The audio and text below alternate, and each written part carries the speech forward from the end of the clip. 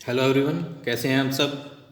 Lockdown 3 चल रहा है। सरकार ने थोड़ी सी रियायत दे दी है, तो इसका मतलब ये नहीं है कि सभी घर से बाहर निकल जाएं। घर पर ही रहें और सोशल डिस्टेंसिंग मेंटेन करके रखें। ठीक है, कोई ज़रूरी काम है तो ही घर से जाना है, नहीं तो अपने घर पर ही रहें। चलिए आज हम देखते हैं हमारा प्रश्न क्या है। अफ्रीका में अपरिमित प्राकृतिक संसाधन हैं, फिर भी औद्योगिक दृष्टि से यह बहुत पिछड़ा महाद्वीप है। समीक्षा कीजिए। पहले तो प्रश्न को समझिए। प्रश्न क्या कहता है? प्रश्न ये कह रहा है कि जो अफ्रीका महाद्वीप है उसमें प्राकृतिक संसाधन बहुत ज़्यादा है, बहुत ज़्यादा प्राकृतिक संसाधन हैं, उसके बावजूद भी औद्योगिक दृष्टि से ये पिछड़ा हुआ महाद्वीप है। ऐसा क्यों है ये बताना है। तो इसका आंसर देखिए।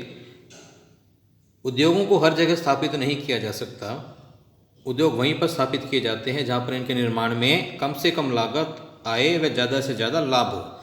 तो यानी कहीं भी आपको उद्योग लगाना है उसके लिए कुछ ज़रूरी चीज़ें होती हैं, कुछ बेसिक नीड्स होती हैं जो चाहिए हैं, उसके बाद ही आप कहीं पर उद्योग लगा सकते हो। यानी हर जगह पर स्थापित नहीं किए जा सकते। और क्या क्या वे चीज़ें हैं जो हमें चाहिए? तो कुछ भौगोलिक और गैर भौगोलिक कारक हैं। कुछ भौगोलिक और गैर भौगोलिक कारक हैं जो हमें चाहिए किसी भी उद्योगों की स्थापना के लिए। वो कौन कौन से हैं? पहला है कच्चा माल, बाजार, पूंजी, बैंकिंग व्यवस्था, श्रम, ऊर्जा के स्रोत आदि। यानी जहाँ पर हमें ये स्रोत मिलेंगे सारे, तो वहाँ पर ही उद्योगों को लगाया जा सकता है। क्लियर है? अब चलते हैं अफ्रीका के अंदर। जो अफ्रीका महाद्वीप है वहाँ पर काफ़ी मात्रा में प्राकृतिक संसाधन पाए जाते हैं, जैसे लोहा इस्पात, बॉक्साइट, हीरा, तांबा, लकड़ी, खालें आदि वहाँ पर पाए जाते हैं। लेकिन इसके बावजूद भी वहाँ पर औद्योगिक विकास नहीं हो पाया है। कारण क्या है देखते हैं। जो लोहा इस्पात उद्योग है वो वहाँ पर अधिक विकसित नहीं हो पाया। कारण क्या है? यहाँ पर कोयले की कमी है। यानी यहाँ पर क्या है? कोयले की कमी है। कोयले की कमी का मतलब ऊर्जा के जो स्रोत हैं उनकी यहाँ पर कमी है। ऊर्जा के स्रोतों की कमी है, जिसकी वजह से लोहा इस्पात उद्योग यहाँ पर विकसित नहीं हो पाया है। क्लियर है? आगे चलते हैं। यहाँ पर पूंजी का भी अभाव है। पूंजी का अभाव है। यूरोप की बात करें, यूएसए की बात करें तो वहाँ पर पूंजी की कमी नहीं है। वहाँ पर काफ़ी डेवलप्ड देश हैं तो वहाँ पे पूंजी की व्यवस्था अच्छे से चलती है। लेकिन ये जो अफ्रीका है यहाँ पर पूंजी का अभाव है। एक तो यहाँ पर कोयले की कमी थी, दूसरा पूंजी का अभाव है।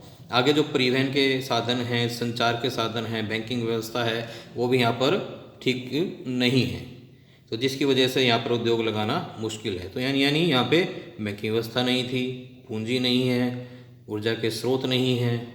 इन सब की वजह से यहाँ पर उद्योग कम विकसित है। एक उदाहरण और ले लेते हैं। मान लो कोई चीनी उद्योग है। अब चीनी उद्योग को कच्चा माल किस चीज़ से मिलता है? गन्ने से।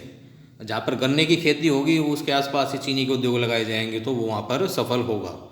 क्लियर है? आगे चलते हैं। तो अफ्रीका में विशाल मरुस्थल हैं, सहारा मरुस्थल हैं, यहाँ पर घने वन प्रदेश हैं, पठारी धरती है, जिसकी वजह से यहाँ पे कम जनसंख्या निवास करती है।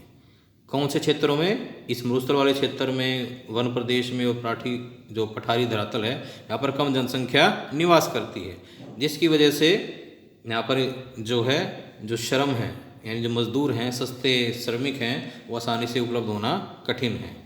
तो अतः स्पष्ट है कि प्राकृतिक संसाधन के होते हुए यहाँ पर बहुत सारे प्राकृतिक संसाधन हैं, उसके बावजूद भी यहाँ पर उद्योग विकसित नहीं है। क्यों नहीं है? क्योंकि जो गैर भौगोलिक और जो मानवीय कारक हैं उनकी यहाँ पर कमी है, जिसकी वजह से अफ्रीका में अधिक उद्योग नहीं लगे हैं। ठीक है, अफ्रीका में प्राकृतिक संसाधन अधिक हैं लेकिन पिछड़ा हुआ है। पिछड़ा हुआ क्यों है? कोयले की कमी है, पूंजी का अभाव है, बैंकिंग व्यवस्था ठीक नहीं है, परिवहन के साधनों की कमी है, और जो जनसंख्या है वो कम निवास करती है, तो सस्ते श्रमिक पाना यहाँ पर कठिन है। तो ये कच्चा माल, बाजार, पूंजी, बैंकिंग व्यवस्था, इन सब की यहाँ पर कमी होने के बावजूद होने के कारण यहाँ पर अधिक उद्योग विकसित नहीं हुए। क्लियर है? ये प्रश्न आपने अच्छे से समझना है और इसको अपनी नोटबुक में लिखना है।